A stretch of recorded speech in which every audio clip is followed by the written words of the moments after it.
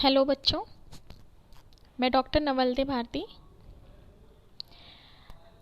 आज से हम लोग बीएससी एजी फर्स्ट ईयर के जो न्यूली एडमिटेड स्टूडेंट्स हैं फर्स्ट सेमेस्टर में, उनकी फॉर्मल क्लास आज से स्टार्ट करेंगे। इससे पहले हमने दो क्लासेस आपकी ली हैं। एक क्लास ली है आपकी, जिसमें एक इनफॉर्मली एक इंट्रोडक्शन हुआ था आपका हम लोगों से जूम पर, और उसमें हमने आप लोगों को हॉर्टिकल्चर के बारे में इंट्रोडक्टरी लेवल पर थोड़ा बताया है।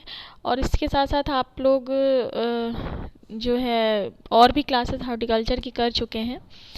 तो ये उसी क्रम में आज से ये पहला वीडियो हम आप लोगों को प्रोवाइड कर रहे हैं, जिसमें आप लोग थोड़ा सा समझ जाइए कि आपका ये जो कोर्स है फंडामेंटल्स ऑफ हॉर्टिकल्चर, ये है क्या। बेसिकली तमाम बच्चे, आप लोगों में से बहुत बच्चे जो एग्रीकल्चर बैकग्राउंड के हैं वो तो इस बात को समझते हैं कि हॉर्टिकल्चर क्या है, कैसी ब्रांच है एग्रीकल्चर की। लेकिन जो नॉन एग्रीकल्चर बैकग्राउंड के स्टूडेंट्स हैं, स्पेशली बायो या मैथ्स फील्ड से जो बच्चे आए हैं, उनके लिए ये लेक्चर, आज का पहला लेक्चर ज़्यादा इम्पॉर्टेंट है कि जो है हॉर्टिकल्चर, ये जो एग्रीकल्चर की एक, अभी आप एक सब्जेक्ट के तौर पे पढ़ रहे हैं एग्रीकल्चर में, एक पेपर के तौर पे, ये अपने आप में एग्रीकल्चर की एक सेपरेट ब्रांच है। तो ये कौन सी ब्रांच है, या इस ब्रांच के तहत हम क्या पढ़ते हैं, आगे हमें क्या स्टडी करनी है, तो इससे रिलेटेड आज सारी बातों को हम लोग इस वीडियो में डिस्कस करेंगे कि फंडामेंटल ऑफ हॉर्टिकल्चर में हॉर्टिकल्चर वर्ड को और इससे जुड़े जो दूसरे तथ्य हैं उसको हम लोग डिस्कस करेंगे। देखिए, हॉर्टिकल्चर का जो लिटरल मीनिंग होता है, लिटरल का मतलब होता है शाब्दिक अर्थ। जब हम कहते हैं लिटरल, तो लिटरल का हिंदी अनुवाद होता है शाब्दिक अर्थ। किसी चीज़ का शब्दशः क्या अर्थ होता है उसे हम बोलते हैं लिटरल। तो सबसे पहले हम हॉर्टिकल्चर का शाब्दिक अर्थ समझें कि ये शब्द कहाँ से आया है, इसका अर्थ क्या है एग्रीकल्चर में। The term horticulture is derived from the Latin word hortus meaning garden and cultura means cultivation. ये एक लैटिन भाषा का शब्द है। हॉर्टिकल्चर अंग्रेज़ी भाषा का शब्द नहीं है, बिल्कुल इस बात को दिमाग से निकाल दीजिए, क्योंकि हर शब्द इंग्लिश का नहीं होता है। जैसे एग्रीकल्चर, ये आपका इंग्लिश का वर्ड नहीं है, हॉर्टिकल्चर इंग्लिश का वर्ड नहीं है। तो इंग्लिश और अन्य भाषाओं के जो शब्द हैं उनमें डिफरेंस होता है। जैसे कभी कभी आप लोग सुनते होंगे कुछ शब्द ग्रीक लैंग्वेज के होते हैं, यानी ग्रीक यूनानी भाषा के होते हैं। तो उसी तरह हॉर्टिकल्चर भी ये एक अंग्रेज़ी भाषा का शब्द नहीं है, ये एक लैटिन भाषा का शब्द है, लैटिन वर्ड है, ठीक है। और इसका जो मतलब होता है, ये दो डिफरेंट वर्ड्स को कंबाइन करके बना है। एक सेपरेट वर्ड है हॉर्टस, लैटिन में एक सेपरेट शब्द है, एक अलग शब्द है हॉर्टस, और एक दूसरा शब्द है कल्चरा, ठीक है। हॉर्टस का मतलब होता है गार्डन या एनी इनक्लोज्ड प्रोटेक्टेड स्ट्रक्चर, यानी कोई घिरा हुआ सीमित सुरक्षित क्षेत्र। ध्यान से समझिएगा, हॉर्टस का मतलब होता है गार्डन, और गार्डन हम किस प्लेस को कहते हैं कि एक कोई इनक्लोज्ड यानी घिरा हुआ प्रोटेक्टेड स्ट्रक्चर या प्रोटेक्टेड क्षेत्र कोई हो। और कल्चरा का मतलब क्या होता है, कल्टीवेशन, है ना। कल्चरा का मतलब होता है कल्टीवेशन। यानी जब हम अगर शाब्दिक अर्थ की बात हम करें, तो शाब्दिक अर्थ क्या निकलेगा कि किसी घिरे हुए प्रोटेक्टेड क्षेत्र में, किसी घिरे हुए संरक्षित क्षेत्र में जब हम किसी स्पेशल टाइप की क्रॉप्स या किसी विशेष प्रकार की फसलों का उत्पादन का कार्य करते हैं, तो वह कहलाता है हॉर्टिकल्चर, ठीक है। तो इस लिटरल मीनिंग को आप बहुत अच्छे से समझिएगा। कभी कभी देखिए, दो चीज़ें होती है, एक होता है शाब्दिक अर्थ और एक होता है परिभाषा। यानी एक होता है लिटरल मीनिंग और एक होता है किसी चीज़ की डेफिनेशन। दोनों में ज़मीन आसमान का फ़र्क है। जब आपसे किसी चीज़ का लिटरल मीनिंग पूछा जाए, किसी चीज़ का शाब्दिक अर्थ पूछा जाए, तो आप उसके शब्द पर जाएंगे कि वो शब्द कहाँ से आया है। जैसे हमने बताया कि हॉर्टिकल्चर जो वर्ड है, ये एक लैटिन जब पूछा जाए आपसे कि हॉर्टिकल्चर वर्ड का शाब्दिक अर्थ क्या है या लिटरल मीनिंग क्या है, तो आपका जवाब होना चाहिए कि ये एक लैटिन भाषा का शब्द है, ठीक है, जो दो विभिन्न शब्दों से मिलके बना है, जिसमें एक को कहते हैं हॉर्टस, दूसरे को कहते हैं कल्चरा। हॉर्टस का मतलब होता है गार्डन या फिर कोई इनक्लोज्ड स्ट्रक्चर, और कल्चरा का मतलब होता है कल्टीवेशन। ठीक है, तो ये दोनों वर्ड से मिलकर के बना है हॉर्टिकल्चर।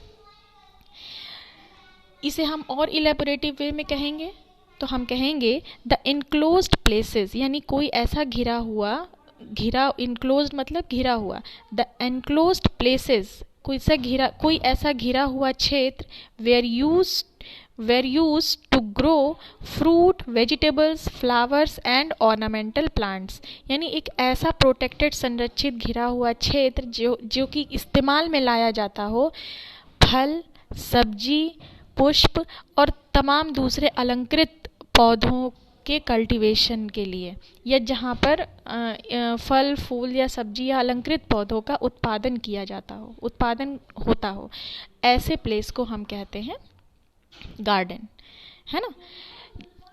तो इसको लिटरल मीनिंग, इसको और इलेबोरेट हम दूसरी भाषा में भी कर सकते हैं कि दूसरे वे में भी कर सकते हैं। Horticulture refers to cultivation of garden plants with in protected enclosure.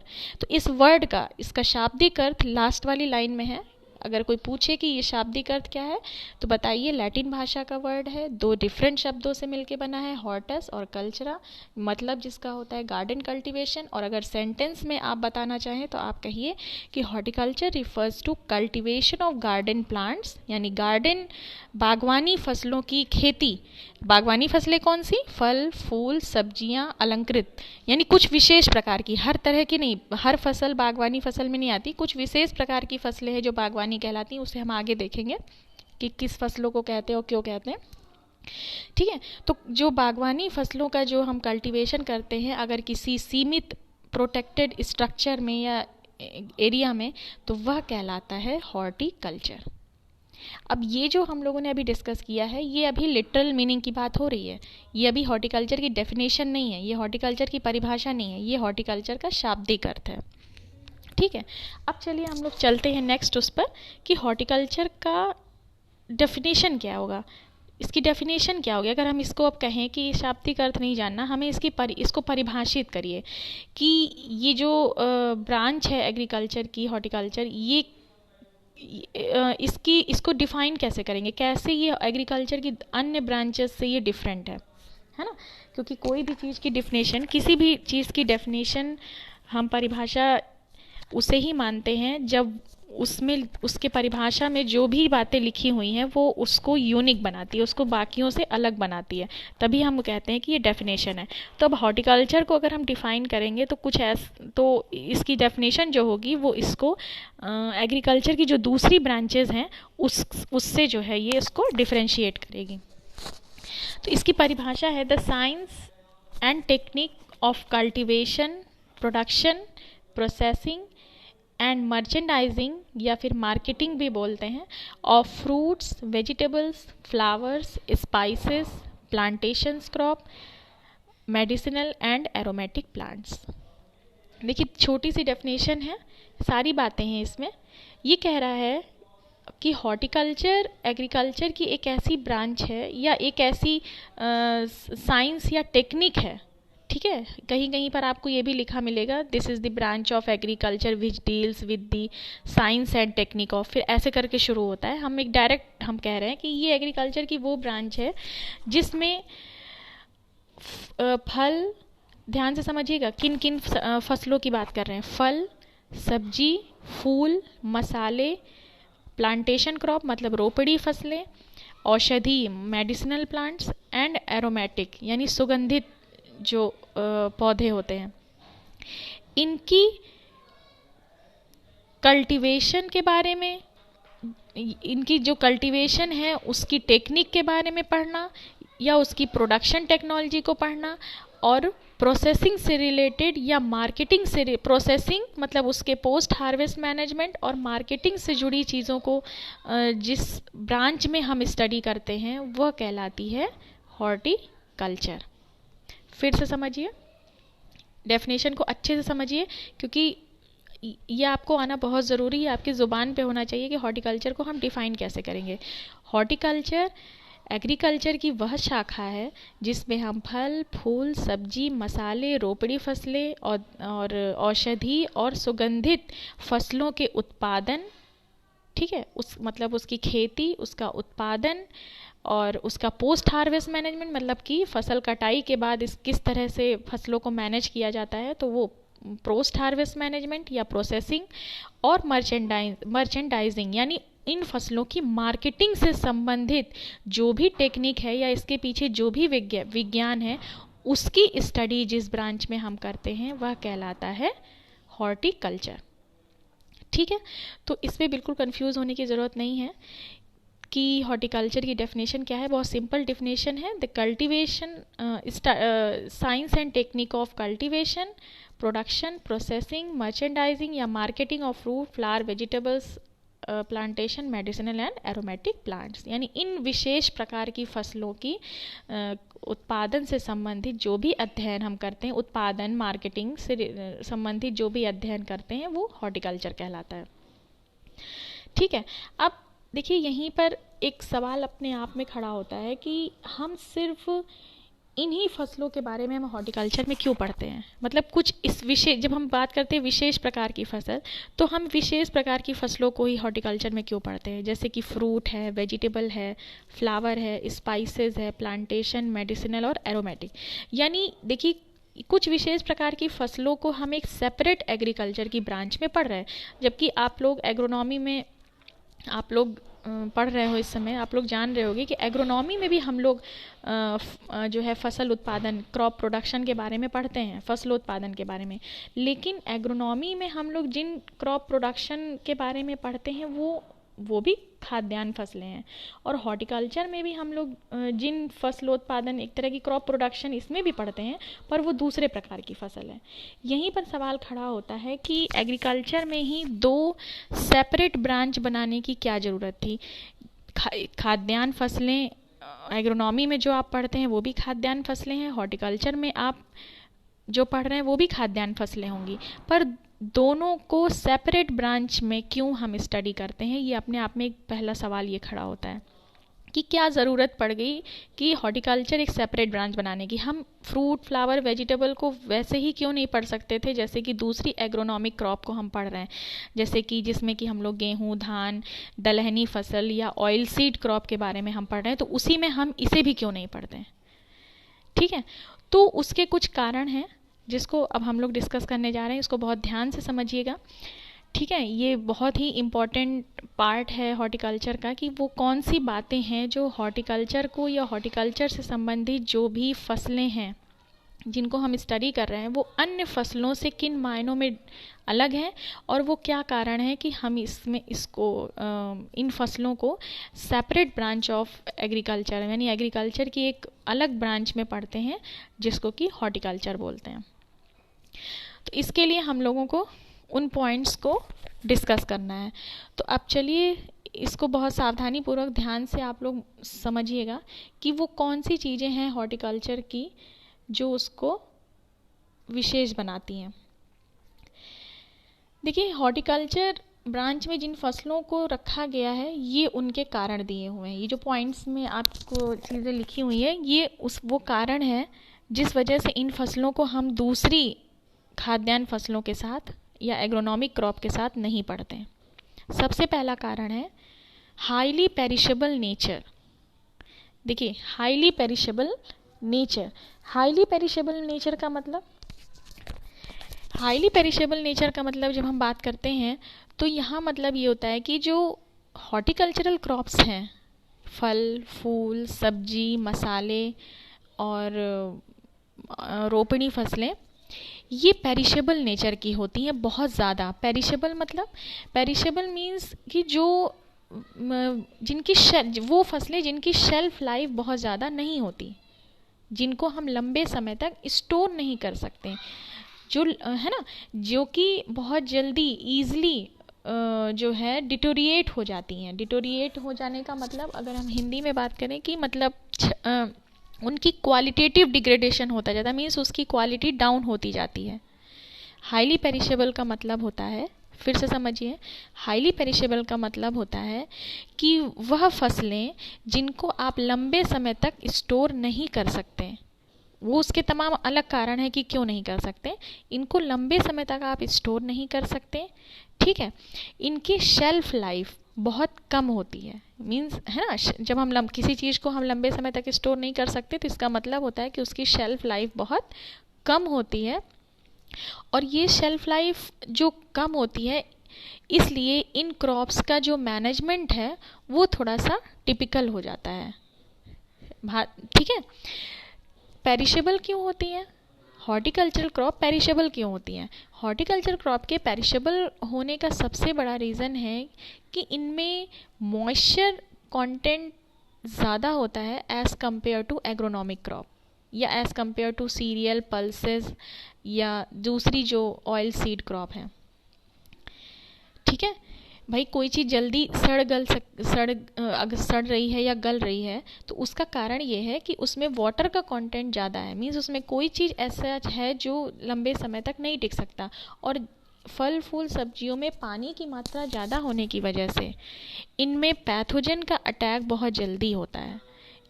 ये बहुत जल्दी जो है पैथोजेनिक अटैक इन पर होता है। साथ ही साथ इन्वायरमेंटल कंडीशन जो है, जैसे टेम्परेचर है या दूसरे क्लाइमेटिक फैक्टर्स हैं, उनका असर इन फसलों पर बहुत जल्दी होता है। मीन्स हार्वेस्टिंग के बाद आप इसको लंबे समय तक स्टोर नहीं कर सकते। तो सबसे पहला कारण तो ये है कि हॉर्टिकल्चरल क्रॉप एग्रोनॉमिक क्रॉप से इस मायने में अलग है, ठीक है। एग्रोनॉमिक क्रॉप इसके कंपैरिजन में देखिए, गेहूं, धान, ज्वार, बाजरा जो आप पढ़ते हैं, या फिर दलहनी फसल जैसे कि अरहर हो गया, या और भी तमाम मूंग या उड़द जैसी तमाम दूसरी दलहनी फसलें हैं। उसी तरह ऑयल सीड क्रॉप जैसे कि मस्टर्ड वगैरह आप देखिए तो ये पेरिशेबल नेचर की नहीं होती है। किसान इसको उगाता है और इसको लंबे समय तक स्टोर भी कर सकते हैं आप, है ना। आप साल भर, 1.5 साल आराम से इसको स्टोर कर सकते हैं और आराम से इसको कंज्यूम कर सकते हैं। इनकी स्टोरेज में प्रॉब्लम नहीं होती है। क्यों?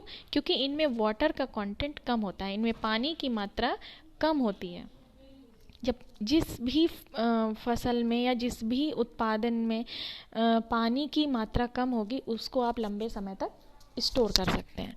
लेकिन जिन फसलों में पानी की मात्रा या उनके उत्पाद में पानी की मात्रा ज़्यादा होती है, आप उसको लंबे समय तक स्टोर नहीं कर सकते।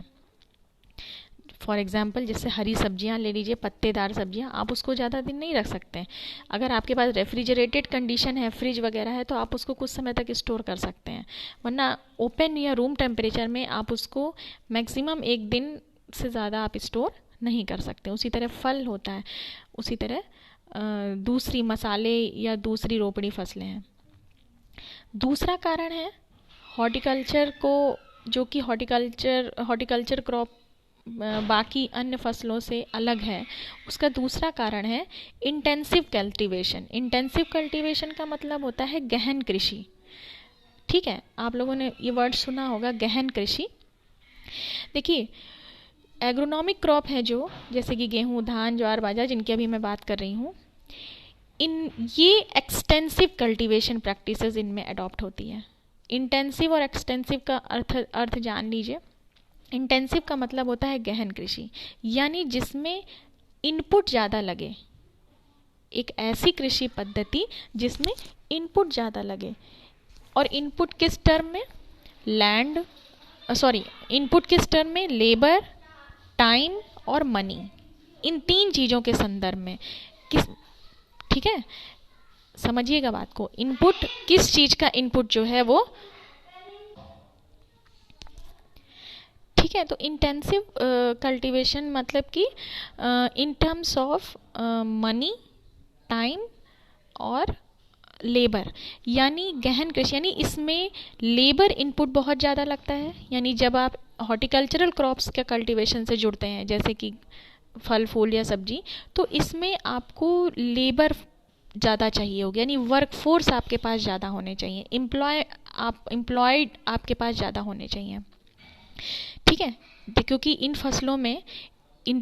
फसलों में जो कल्टीवेशन प्रैक्टिसेस हैं या जो कृषि पद्धति है वो दूसरी फसलों या आम गेहूं या गेहूँ धान के कंपैरिजन में थोड़ी टिपिकल हैं। जैसे इसमें समय समय पर निराई गुड़ाई की रिक्वायरमेंट होती है, ट्रांसप्लांटिंग, नर्सरी रेजिंग टेक्निक, ठीक है, साथ ही साथ इनकी देख रेख, इंसेक्ट पेस्ट मैनेजमेंट, ये सारी चीज़ें बहुत ज़्यादा मतलब जो है इंटेंसिव लेवल पर करनी पड़ती है। इसलिए आपको एक वर्कफोर्स चाहिए, ठीक है, परमानेंट एम्प्लॉय चाहिए आपको फार्म पर रहने के लिए, जहाँ पर इसकी खेती, इन सब्जियों से या फलों से संबंधित खेती हो रही है। आपने देखा होगा बहुत जगहों पे जहाँ पर फल फूल या सब्जियों की खेती होती है, आप देखिए कि परमानेंट लोग वहाँ पर रहते हैं, है ना, परमानेंट रहते हैं, परमानेंट निगरानी में रहते हैं, रखते हैं, पूरी क्रॉप को अंडर ऑब्जर्वेशन रखते हैं, है ना। फसल की जब प्लांटेशन से लेकर के उसकी हार्वेस्टिंग तक, इवन हार्वेस्टिंग के बाद भी इसमें बहुत, क्योंकि ये हाईली पेरिशेबल नेचर की है, लंबे समय तक स्टोर नहीं कर सकते आप, आपको जल्दी से जल्दी इन फसलों को मार्केट तक पहुंचा करके और इसको कंज्यूमर के हाथ तक पहुंचाना है। तो उसमें भी आपको सफिशेंट जो है वर्कफोर्स चाहिए, आपको लेबर चाहिए ही चाहिए होगी। तो एक तो ये कारण है। दूसरा टाइम भी इसमें आपको 24 आवर्स, इसमें हॉर्टिकल्चर क्रॉप कल्टीवेशन से जब आप जुड़ते हैं, यानी बागवानी फसलों के उत्पादन से जब आप जुड़ते हैं, तो आपको समय पूरा देना पड़ेगा, यानी 24 आवर आपको अपनी क्रॉप को अंडर ऑब्जर्वेशन रखना पड़ेगा। जबकि गेहूं, धान या दूसरी अन्य दलहनी फसलों में आप देखिए तो इतना ज़्यादा वर्कफोर्स की रिक्वायरमेंट नहीं होती है। मींस अगर आपने शुरुआत में जुताई के समय या बुआई के समय लेबर की रिक्वायरमेंट हो गई, या बीच में इरिगेशन या थोड़ा बहुत फर्टिलाइज़र एप्लीकेशन के दौरान ज़रूरत पड़ जाती है, या फिर और उसके बाद फिर सीधे कटाई में, ठीक है। तो ये चीज़ थोड़ी सी देखा जाए एग्रोनॉमिक क्रॉप के कंपैरिजन में, ऐसा नहीं है कि एग्रोनॉमिक क्रॉप में बिल्कुल जो है वर्कफोर्स नहीं लगती, लेकिन एग्रोनॉमिक क्रॉप के कंपैरिजन में हॉर्टिकल्चरल क्रॉप में वर्कफोर्स आपको ज़्यादा लगेगी, लेबर की रिक्वायरमेंट आपको ज़्यादा होगी। टाइम की भी बात अगर की जाए तो एग्रोनॉमिक क्रॉप में आपको 24 आवर्स आपको फील्ड पर नहीं देना होता है ना, बहुत ज़्यादा उसकी निगरानी नहीं करनी होती है। लेकिन हॉर्टिकल्चरल क्रॉप को आपको 100% जो है आपको 24 आवर्स उसकी निगरानी है। कुछ नहीं तो जब प्रोडक्शन ही शुरू हो जाता है तब तो आपको ज़रूर निगरानी रखनी है कि किसी भी तरह के इंटरनल और एक्सटर्नल रीजन्स की वजह से, जैसे इंटरनल रीजन मतलब कि सपोज दैट कि आपका उत्पादन शुरू हो गया है, तो फसल की कब तुड़ाई करनी है, किस सब्जी की या किस फल की तुड़ाई का एग्जैक्ट टाइमिंग क्या है। कई फल और सब्जियां तो ऐसी भी होती हैं जिनको कई बार में तुड़ाई करनी पड़ती है, एक बार में नहीं, कई स्टेप में तुड़ाई करनी पड़ती है। उनका एक मैच्योरिटी पीरियड होता है, बहुत ज़्यादा मैच्योर भी नहीं होनी चाहिए, बहुत कम मैच्योर नहीं होनी चाहिए, तो एक पर्टिकुलर स्टेज पर तुड़ाई का ध्यान रखना पड़ता है। जबकि ऐसा कुछ एग्रोनॉमिक क्रॉप के साथ नहीं है, ठीक है। और तीसरी चीज़ है, दो चीज़ें हम लोगों ने बताई, लेबर, टाइम, और तीसरी चीज़ है मनी, पैसा। ऑब्वियस सी बात है, जब आप ज़्यादा लेबर आप मतलब आपको वर्कफोर्स ज़्यादा चाहिए, तो ऑब्वियस सी बात है कि आपको उन वर्कफोर्स पर खर्च भी ज़्यादा करना पड़ेगा। तो एक इन टर्म्स ऑफ मनी आपको लेबर को तो जो पेमेंट करना है वो करना ही है, साथ ही साथ आपको जो मैनेजमेंट है कल्टीवेशन के दौरान, इरिगेशन है, वो भी जल्दी जल्दी करना है, और क्रॉप प्रोटेक्शन से रिलेटेड कल्चरल प्रैक्टिसेस अडॉप्ट करनी है, निराई है, गुड़ाई है, नर्सरी रेजिंग टेक्निक है, ठीक है, फिर फसल की तुड़ाई और फिर उसके बाद उसकी मार्केटिंग, ठीक है। तो इन सारी चीज़ों पर अलग अलग जगह आपका पैसा बहुत ज़्यादा खर्च होता है। तो ये जो सेकंड पॉइंट है ये वही कह रहा है कि इंटेंसिव कल्टीवेशन ये एक गहन कृषि है। अब गहन कृषि मतलब जिसमें इनपुट ज़्यादा हो, इनपुट हमारा ज़्यादा लगता है, ठीक है। तो ऐसी कृषि को हम गहन कृषि कहते हैं। जबकि एग्रोनॉमिक क्रॉप एक्सटेंसिव कल्टीवेशन होता है, उसमें इनपुट बहुत ज़्यादा नहीं होता, ठीक है। तीसरा कारण है जो कि हॉर्टिकल्चर को एग्रोनॉमिक क्रॉप से डिफरेंशिएट करता है, या हॉर्टिकल्चरल जो क्रॉप्स हैं उनको हम हॉर्टिकल्चर ब्रांच में पढ़ते हैं, ना कि एग्रोनॉमी की। वो तीसरा कारण है skill specific to horticultural crops. देखिए, फल फूल सब्जी या मसालों की खेती जो करता है उसका अनुभव वो वही, मतलब जो हमारे यहाँ का अगर हम इसे दूसरे तरह से अगर बोलें कि हमारे यहाँ का जो ट्रेडिशनल किसान है उसका अनुभव एग्रोनॉमिक क्रॉप को उगाने में ज़्यादा है। जैसे कि गेहूँ, धान या जो भी एग्रोनॉमिक क्रॉप है, ऑयल सीड है, उसके लिए कोई स्पेशल टेक्निकल स्किल नहीं चाहिए।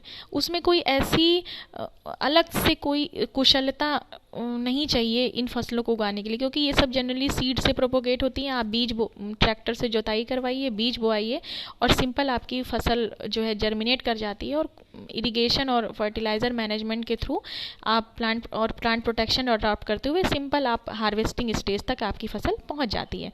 मीन्स कोई भी व्यक्ति सामान्य तरीके का भी अगर उसने पहले कभी एग्रीकल्चर नहीं भी किया है तो भी वो इन फसलों को आसानी से उगा सकता है। लेकिन हॉर्टिकल्चरल क्रॉप्स की अगर हम बात करें, सब्जी, फल, मसाले, इन फसलों को उगाने के लिए कुछ स्पेशल टाइप की टेक्निकल स्किल की रिक्वायरमेंट होती है। टेक्निकल स्किल मतलब कि किस सब्जी या किस फल को प्लांट को जो है इसके पौध रोपण का क्या तरीका है, इसकी बुआई का क्या तरीका है, क्योंकि हर तरह की फल और हर तरह की सब्जी या फूलों की बुआई का तरीका डिफरेंट होता है। हर फल या सब्जी को हम सिंपल बीज को छिड़काव जैसे कि गेहूँ धान में कर देते हैं, वैसे हम नहीं कर सकते हैं। ठीक है ना। जैसे कि अगर टमाटर आपको उगाना है, हम एक सिंपल एग्जांपल लेते हैं कि टमाटर उगाना है तो टमाटर की नर्सरी कैसे की जाए, पहले उसकी नर्सरी तैयार करना है। फिर कितने दिन में नर्सरी आपकी तैयार होगी, फिर उस नर्सरी के तैयार होने के बाद अब पौधा हमें कब प्लांट करना है, किस समय प्लांट करना है, कितनी कितनी दूरी पर प्लांट करना है, प्लांटिंग के बाद क्या क्या प्रैक्टिसेस होंगी। ठीक है, ये तो एक सिंपल है। जबकि टोमेटो कल्टीवेशन तो बहुत ईजी है। उसके अलावा बहुत सारी ऐसी क्रॉप्स भी हैं जैसे कि फल वाली फसलें, जैसे आम वगैरह हो गया या नींबू हो गया या केला हो गया। आप देखिए कि इनका जो कल्टीवेशन को बीज के माध्यम से इनका कल्टीवेशन नहीं होता। इनको जो कल्टीवेशन करते हैं, इनका जो प्रोपगेशन करते हैं, उसका वेजिटेटिव मेथड होता है, जो कि आप लोग आगे की क्लासेस में पढ़ेंगे या फिर इसी में पढ़ेंगे। आपके फंडामेंटल्स ऑफ हॉर्टिकल्चर में प्रोपगेशन मेथड है कि कैसे इनकी पौध तैयार की जाती है। आम है या सिट्रस है, इनके पहले आपको पौध तैयार करने की स्किल आनी चाहिए। कलम कैसे बांधते हैं, कलम कैसे काटते हैं, बडिंग कैसे करते हैं, ग्राफ्टिंग कैसे करते हैं, ये सब अलग अलग प्रोपगेशन टेक्निक है जिससे कि हम पौधा तैयार करते हैं। तब इन पौधों को ले जा करके हम कहीं इनकी रोपाई करते हैं या इनके बाग लगाते हैं। तो ये देखिए, तो इस तरह से अगर देखा जाए इस टर्म में, तो हॉर्टिकल्चर में जो फसलें हैं, ठीक है, इसी तरह मसाले वाली फसलें, मसालों की अगर आपको खेती करना है तो उसकी एक अलग नॉलेज होनी चाहिए।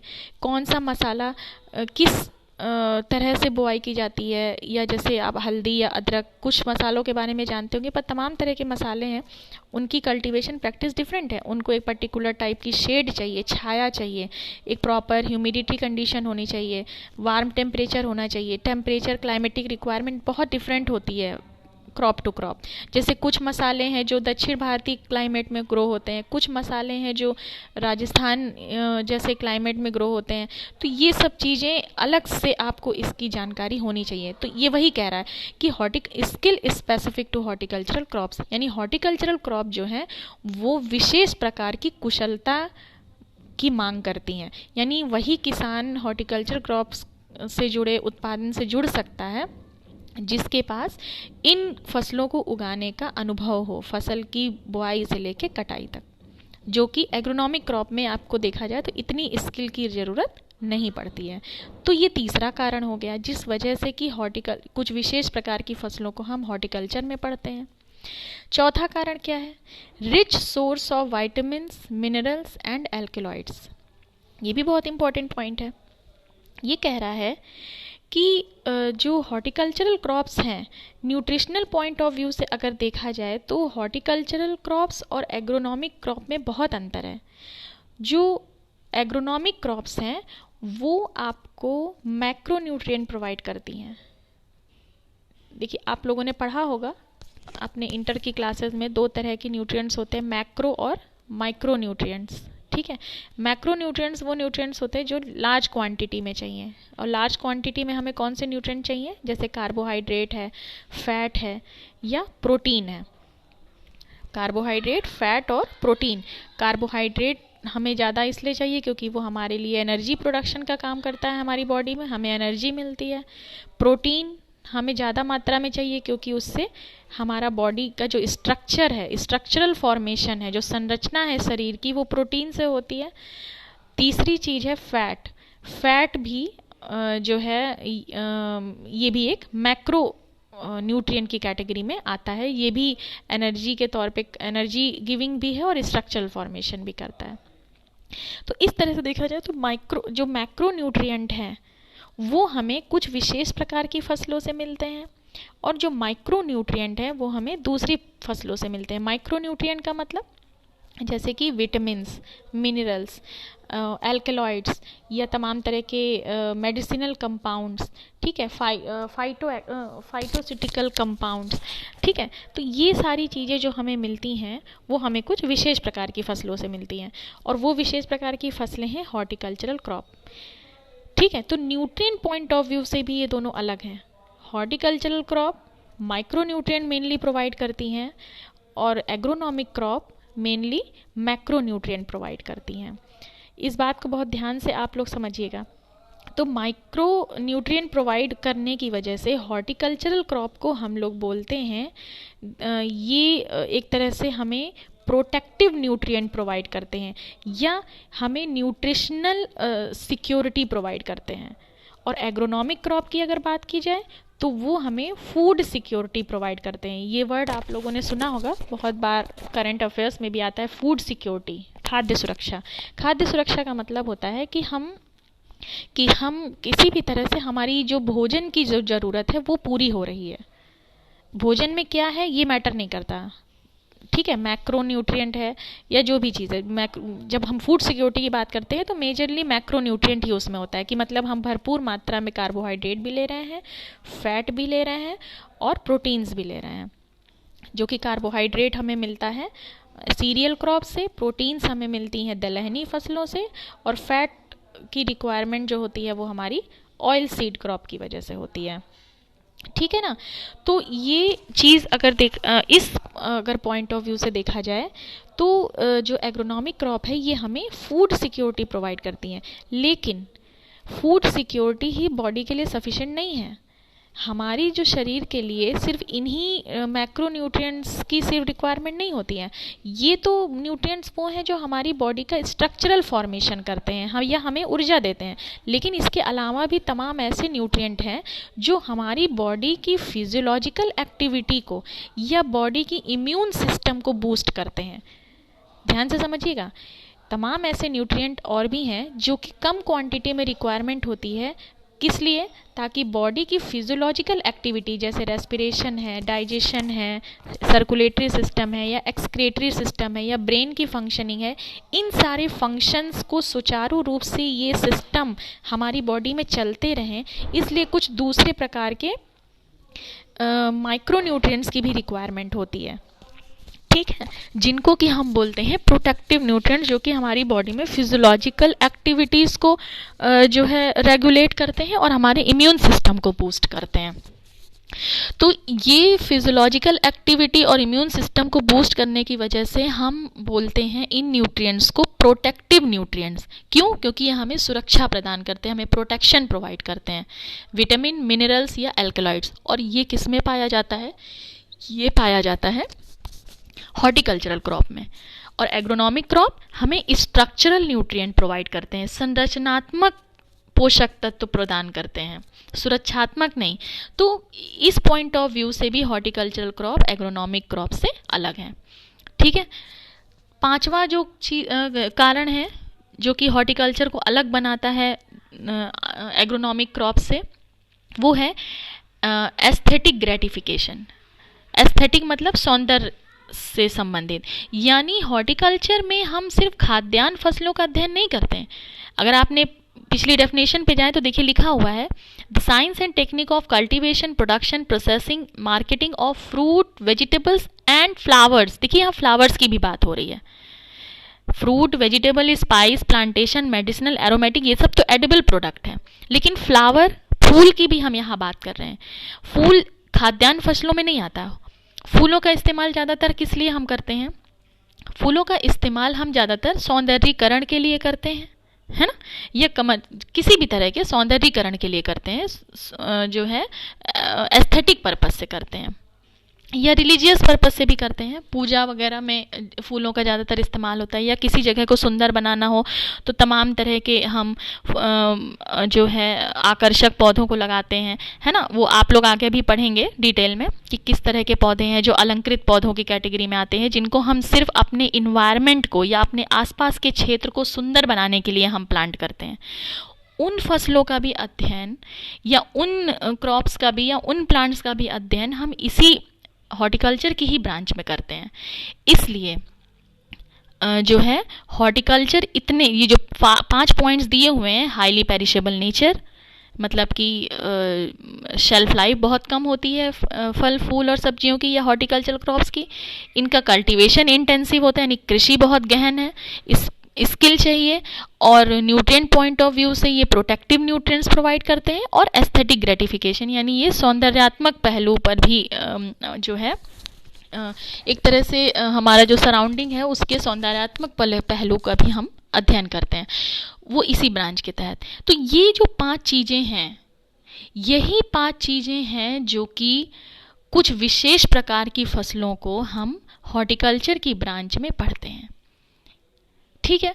इसीलिए एक सेपरेट ब्रांच बनाई गई कि उसमें हम इन विशेष प्रकार की फसलों का एक सिस्टमैटिक वे में हम अध्ययन कर सकें, क्योंकि इनकी कल्टीवेशन प्रैक्टिस डिफरेंट है, ठीक है। इनकी प्रोसेसिंग मतलब हार्वेस्टिंग के बाद इनको कैसे मैनेज करना है वो डिफरेंट है, इसकी मार्केटिंग डिफरेंट है, इनको स्टोर करने की टेक्निक डिफरेंट है, ठीक है। साथ ही इस जो है इसमें स्पेसिफिक स्किल की रिक्वायरमेंट होती है। तो एक साथ इन फसलों को भी एग्रोनॉमिक क्रॉप के साथ पढ़ना जो है संभव नहीं था, इसीलिए ये हॉर्टिकल्चर एक सेपरेट ब्रांच जो है वो इस्टेब्लिश की गई एग्रीकल्चर में, और उसके तहत हम इन फसलों का अध्ययन करते हैं। कभी आपसे हो सकता है पूछा भी जाए कि हॉर्टिकल्चर क्रॉप को क्यों हम एग्रोनॉमिक क्रॉप से अलग पढ़ते हैं, या क्यों हम एग्रोनॉमिक क्रॉप में ही इन फसलों को क्यों नहीं पढ़ सकते हैं, क्या कारण है कि खाद्यान्न फसलें ये भी हैं और एग्रोनॉमिक क्रॉप भी खाद्यान्न फसलें हैं, पर फिर भी हम सेपरेट ब्रांच में स्टडी करते हैं। तो ये हॉर्टिकल्चर का जो है इम्पॉर्टेंट ये फीचर, ये मतलब इसके लक्षण है। इसके बाद इसकी और भी इम्पॉर्टेंस है जिसको हम लोग नेक्स्ट वीडियो में हम लोग डिस्कस करेंगे। अभी फ़िलहाल इतना जान लीजिए कि ये कारण है जिस वजह से हम हॉर्टिकल्चरल क्रॉप को एग्रोनॉमिक क्रॉप के साथ ना पढ़कर इसको सेपरेट ब्रांच में पढ़ते हैं। और सेपरेट ब्रांच से एक चीज़ और याद आ रही है, आपको पता होना चाहिए कि इसीलिए गवर्नमेंट जो है अब बीएससी एजी मतलब हॉर्टिकल्चर की इम्पोर्टेंस को अगर ध्यान में रखकर बात की जाए तो बीएससी एजी की ही तरह बीएससी हॉर्टिकल्चर में अब डिग्री प्रोवाइड कर रही है, क्योंकि ये जो फील्ड है, ये जो हॉर्टिकल्चर सब्जेक्ट है, ये अपने आप में बहुत ही स्कोप है इसका। तो इसको एग्रीकल्चर के सेपरेट, इसको और हम ब्रॉड लेवल पर इसकी स्टडी कर सकें, इसलिए ग्रेजुएशन लेवल से ही प्योर हॉर्टिकल्चर की भी डिग्री जो है वो सरकार जो है उसने शुरुआत की है। तमाम सारी यूनिवर्सिटीज़ या कॉलेज में बीएससी हॉर्टिकल्चर का भी कोर्स शुरू किया गया है, जिसमें कि बच्चा सिर्फ हॉर्टिकल्चर का स्पेशलिस्ट होगा, ठीक है ना। तो इन सब चीज़ों को आपको जो है ध्यान रखना, और ये 5 पॉइंट तो आपको दिमाग में बिल्कुल रट करके बैठा लेना है, बिल्कुल इससे आपको बिल्कुल भूलना नहीं है, ताकि अगर पूछा जाए तो आप इसको आसानी से जो है वो बता सकें, है ना। तो